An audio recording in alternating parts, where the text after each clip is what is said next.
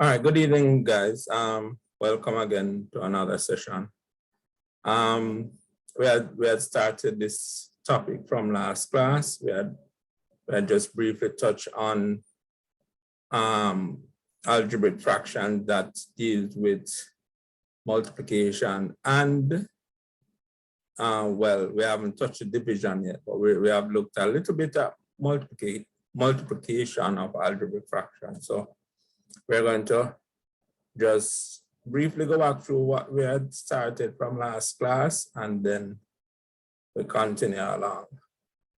All right, so as before I'd mentioned that algebraic fractions follow the same rules as the arithmetic fractions, all right? Now, the only difference with algebra or algebraic fraction and arithmetic fraction is that in algebra, we now have letters along with numbers in their fraction, both probably in the numerators and denominators. And so we have to be able to treat with the letters, which are the algebraic symbols, when we are dealing with these. But the same general operation that we do when we are carrying out arithmetic operations and fraction, we have to be able to add them, subtract them, multiply them, and divide them. So we said that we would start off with multiplication first for the algebraic fraction because it's a little bit more straightforward and easier to understand. All right, so we had started off looking at the general rules in how we multiply fractions. We say that we have to multiply numerators together, and then we multiply the denominators together to get the product of two or more fractions, all right? So multiply the numerators together to get the result in the numerator of the product, and then we multiply the denominators together to get the result of the result in the product of the denominator. All right, so here we had looked at these. So here we have two fractions, A over B times C over D. And of course we say, what we do is to multiply the numerators together. So we multiply A times C, and then we multiply the denominators together, we get B times D in the denominator. So when we multiply letters or symbols, the multiplication signs disappear. So we get A times C to be AC and B times D to be BD.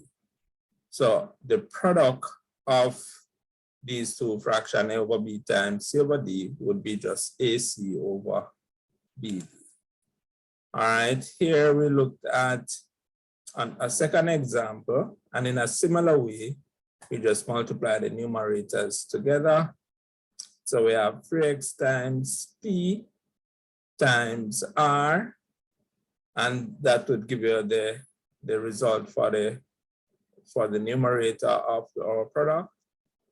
And then we multiply 2y times 4q times S to give you the result in the denominator of the product. All right, so we say that factors which are common to both numerators and denominators may be canceled. And canceling is a way of simplifying our fractions. So rather than having large numbers in our results, canceling will make our fraction appears in a simpler form with smaller numbers, all right? So canceling helps us to really simplify fractions to their lowest term. All right, so here we have, so canceling means dividing the numerator and denominator by the same amount. So here we had looked at these two fractions.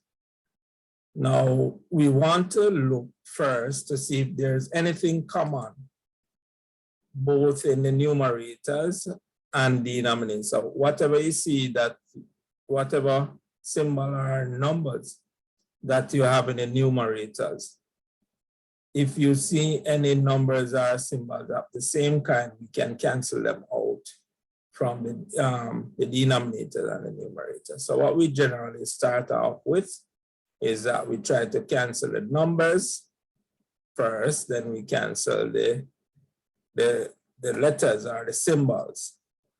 All right, so we look at the numbers in the numerator and the denominator. So we want to find any common factor that can go into both a number in the numerator and the denominator. And remember now, it doesn't matter which one of the fractions that the number is in the denominator, it can cancel with any number in any of the numerators. So here we have, in this case, we have 4 is common to both itself and 8. So we can use 4 into itself. So we divide 4 by itself, we get 1. We divide 8 by 4, we get 2. All right, so that's how we cancel. We just find a common factor, divide both numerator and denominator by the same amount. And it is, you should know that this 8 is not in the, this 8 is not in the numerator of the fraction that we are canceling with the 4. All right, so next we can look at 9 canceling with 3. We see that 3 can go into itself 1. So 3 into 3, 1, 3 into 9 goes 3 times. And so we would have canceled the 3 with the 9.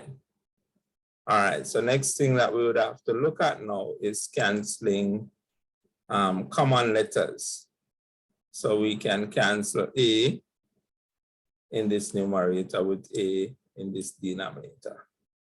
And so that would cancel the A's. And in terms of the letter M, we can cancel this M in this denominator with this M in this numerator. And wherever we have powers, when we are canceling, what we do is the one with the lower power. For instance, this N is common both in the denominator and the numerator. But this N in the denominator has the power 1. And the N in the numerator has the power 2. So when we are canceling, all we need to do is that the one with the lower power, we subtract that power from the one with the higher power. So in this case, if we are canceling N to the power 1 with N to the power 2, we cancel the one with the lower power, then we subtract the 1 from the N with the lower power, because the lower power is 1. We subtract 1 from 2, and now we will have 1 remaining, so power 1. So this will be just simply N. All right, likewise, we do the same thing for B. So we just look where we have that symbol with the higher power and where we have the common factor with the lower power. And so we subtract the lower power from the one with the higher power. And so we would left here with B in the denominator and this B in the numerator is canceled. Now, after we have canceled all that we can cancel, then whatever remain after we cancel, we multiply those together in the numerator and we multiply those together in the denominator. So in the numerator, we have 2 times 3, give us 6. And then we have an N here. So that N now would multiply by 6 and that would give us 6N. In the denominator, we only have this B that remains after we cancel out. So we are going to put 1 times 1 times B. We get back B and we put that in the denominator of our result. All right, so that's the rule that we apply when we are canceling.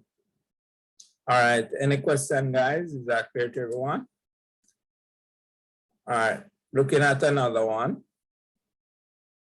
Here we have now, we have three fractions multiplied together, but we notice that we have factors that are common both in the numerator and denominator, both with the numbers and the letters. So we can go ahead and cancel out the numbers both in numerators and denominators first, then we look at the letters. So for the number 8, we see that 8 in the denominator is common with 16 in the numerator. So we can cancel 8 with 16. So 8 into itself goes 1.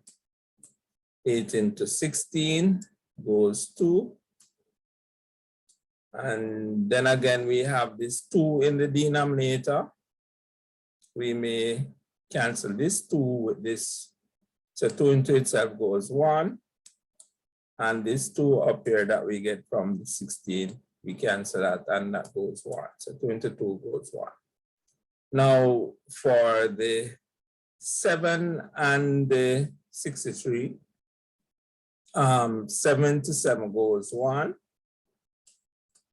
And 7 to 63, anybody can tell me, 7 to 63 goes how much? 9, sir. 9. All right, so we have 9 here. And we notice that we still have 3 in the numerator, and this 3 can cancel with itself and 9. So 3 into 3, 1. And 3 into 9 goes 3 times. All right, now, so having done the numbers, now we look at the letters. And so for the letters, we see that we have a common A in this numerator with, so A is common. So we can say A cancel with A down here in this denominator. So into A1, into A down here goes 1. And if we look at the letter M, we see that there's a M here, which is to the power 1, and there's a M here to the power 2. There's another M here to the power 1. Now, so it means that we have an M to the power 1 in the denominator, another M to the power 1. So in total in the denominator, we would have M, this M canceling out one of the M in the numerator. So we subtract this 1 from this 2, we'll get M to the power 1 remain. But here we have another M that we can use to cancel out that M to the power 1. So this M to the power 1 is canceled with the remaining M to the power 1 here. And then we can look at the next letter, which we could either do the B or the N. Let us do the B. So B in the numerator here is to the power 1. B in the denominator here is to the power 3. So what we're going to do is the lower power, take away from the higher power and leave what remains with the one in the higher power. So B cancel out with itself. B into B goes 1, but B into B cubed, we subtract 1 from 3. So here we're going to have this 3 replaced with a square. All right. All right, so we cancel with this B here. Now, we don't have any more B that we can cancel, so we can look now at N. Now, N to the power 2 can cancel with N to the power 3. So we cancel out N to the power 2 and cancel out, subtract 2 from this 3. We only have 1 left. Do we have anything else that we can cancel? All right, so what we do next, once we are comfortable that we have canceled out all that we can cancel, next we look in the numerator, see what we have remaining and multiply everything together. So for the first fraction, we have in the numerator 1, second fraction, we have n. The third fraction in numerator, we have an. So we're going to have n times an will give you an squared. So that gives you the product in the numerator of the result. And in the denominator, what we have in the first fraction, we only have 1 in the denominator. Second fraction, we have b squared in the denominator. So this b squared, now the third fraction, we have b in the denominator. And down here we have 3. So we're going to multiply b times b, b squared times b will give you b cubed. And then now we have 3 here. So we can have 3 times b squared times b will give you 3b cubed. And so that's how we get our answer for this one. All right, any question, guys?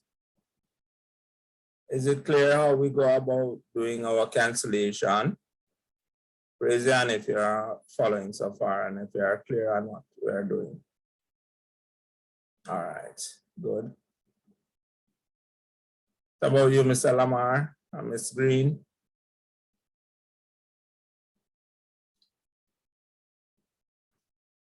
All right, so I'm going to clear what I have on the screen and continue. Ms. Green, are you there? Yes, sir, I'm here. Okay, are you clear with what we have been doing so far? Yes, sir. All right, so now we're going to be looking at dividing of algebraic fraction. Now, as I said before, the rules are pretty much the same as with arithmetic fractions. So what we're going to do when we're dividing one fraction by another fraction, the first fraction we refer to as the dividend, and the one that we're dividing by we refer to as the divisor. So going from left to right, our first fraction would be your dividend. The one that comes after the division sign is the divisor. All right, so the general rule when we are dividing one fraction by another is that we invert the divisor and then we change the division sign to multiplication. And then we carry out the usual process as we would do when we are multiplying. All right, so that's the general rule. So first we change, we invert our divisor, and inverting here just means you flip it upside down, and then you change your division sign into a multiplication, and then you treat your fraction now as multiplication, and then you do what you have been doing from in the previous section. Cancel where you can cancel, multiply numerators together, then multiply denominators together. All right. So here we have an example. So in this case, we have the fraction ax squared divided by by, or should I say ax squared over by divided by a squared over b squared y squared. All right, so in this case, the first fraction, the one that comes before the division sign, this would be what? Yes, sir. Looking at my book on my Bible. What would this be? The first fraction, what we call the first fraction?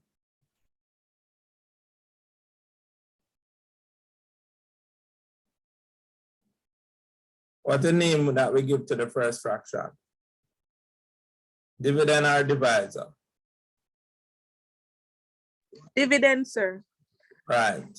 And the one that comes after the division sign is known as the Divisor. right. So which one of these we are going to invert now?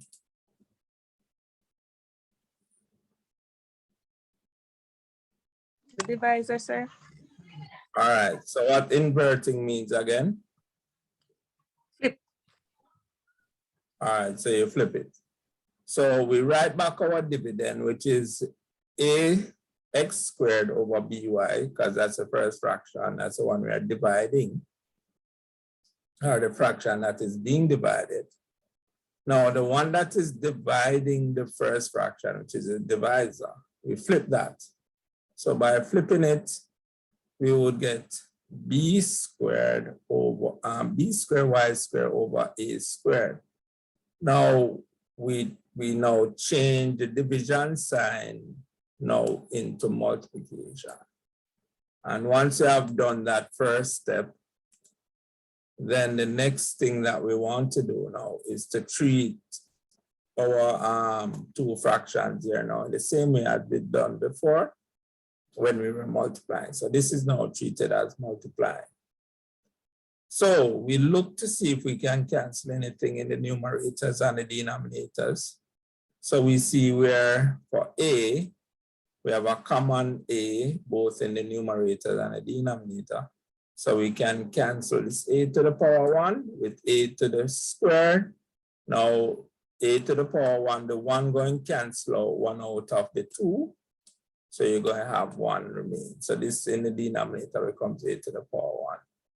Now we can next look at b. B is common both in the numerator and denominator. So down here we have b to the power 1. Up here we have b to the power 2. So b to the power 1 is cancelled out with b to the power 2, which is b squared. So we just subtract this one from the power 2 up here, and we have 1 remaining here. So in the numerator, we have b to the power 1. All right, so now y in the denominator is to the power 1, and y here in the numerator is to the power 2. So in the same way, we subtract 1 from 2, and we are left with the power 1. So this cancel y to the power 1 cancel y to the power 2 remains y to the power 1 in the numerator. Now, once you have completed our cancellation, then we multiply what remains in the numerator. So in the numerator, in the first fraction, we have x squared remaining. In the second fraction, we have b to the power 1 and y to the power 1. So we're going to multiply now x squared, b to the power 1, y to the power 1.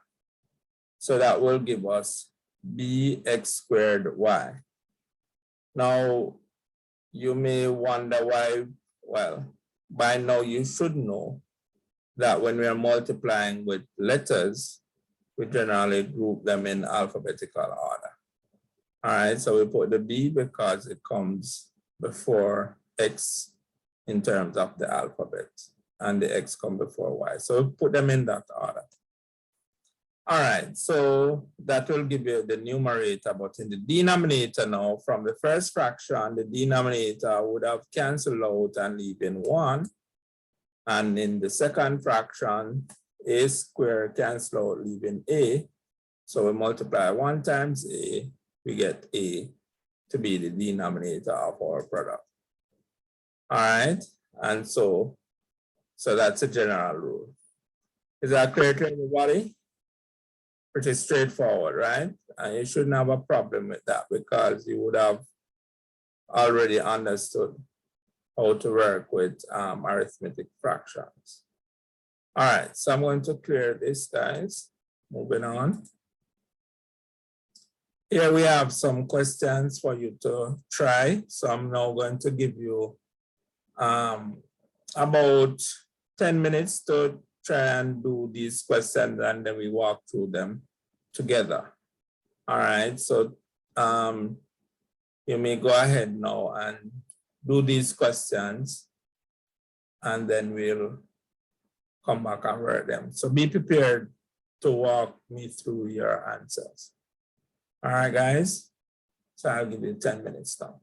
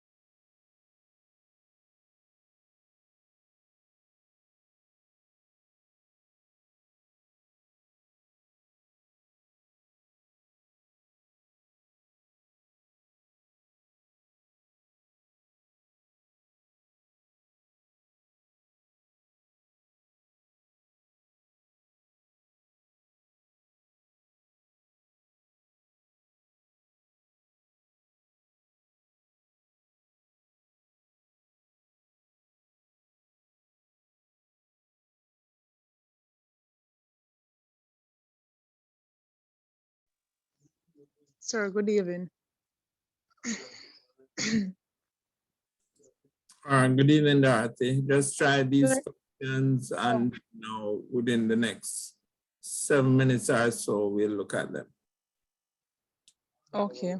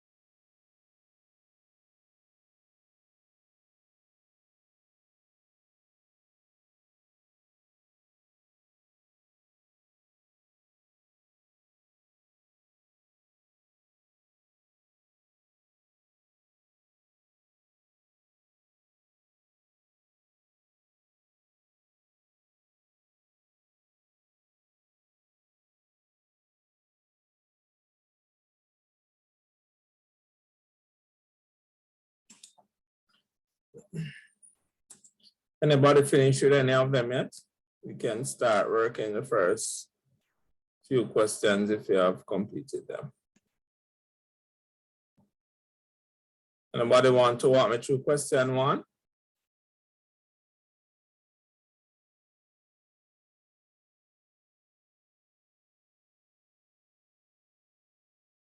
All right, seems like nobody is ready yet. All right, give you some more time.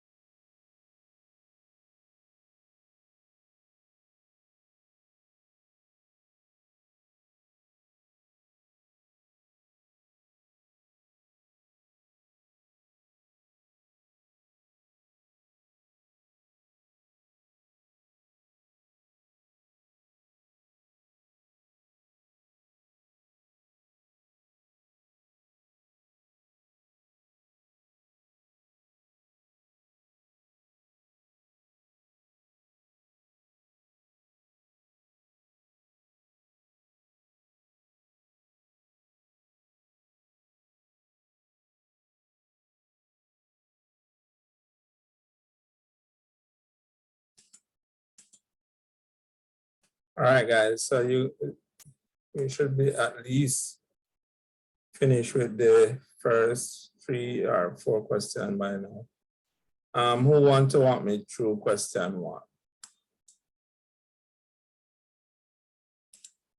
Or should I call on someone? Mr. Lamar, walk us through the first one, please.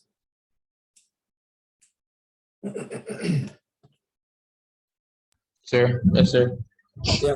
So go ahead, Mr. Lamar. Tell me what to do. Sir, we can